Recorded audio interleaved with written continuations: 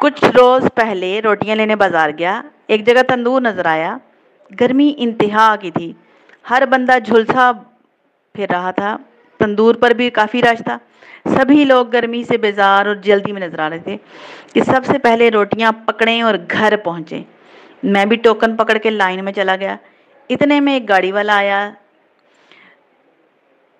اور سپورٹیج میں اور تندور کے قریب گاڑی لگا کے ہارن دینے لگا۔ لڑکا گیا، جو بھی آرڈر تھا لے کر آ گیا، سب روٹیاں لگ رہی تھیں۔ 2-3 منٹ بعد گاڑی والے نے ہارن پر ہارن دینے شروع کر دیے۔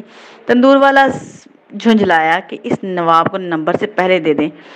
روٹیاں گاڑی والے کو دینے گیا، لڑکا تو وہاں کھڑا ایک آدمی ہتھے سے اکھڑ گیا کہ بھئی میں بھی تو اتنی دیر سے کھڑا، مجھے دو پہلے۔ خیر 1-2 بندے روٹیاں لے کر نکلے، میں قریب ہی گیا، ٹوکن پکڑایا اور تندور والے کو کہا، استاد جی ہمت ہے؟ کہتا جی میں استاد جی ہمت ہے آپ کی، اتنی گرمی میں صبح سے شام تک آگ پر کھڑے ہو کر کام کرنا ہر بندے کے بس کی بات نہیں۔ میرے اس ایک جملے نے جو تاثرات بدلے، بندے کے ایک دن دم حشاش بشاش ہو گیا۔ کہتا سر جی بس بچوں کی روزی روٹی کے لیے کرنا پڑتا ہے، ورنہ شوق سے کون اس آگ میں جھلستا ہے۔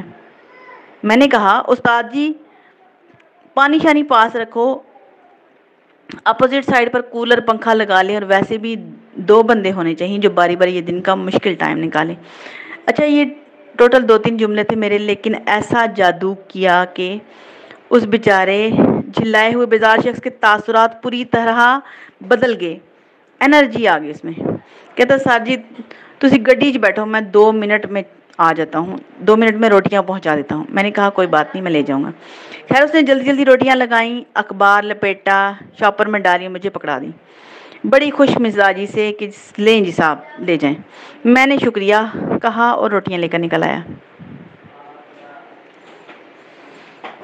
سوچ بچار یہ تھی کہ کسی کی اپریسیشن جو ہے، کسی کی اپریسیشن کہ 2 لفظ جو ہیں وہ بہت بہت ہوتے ہیں۔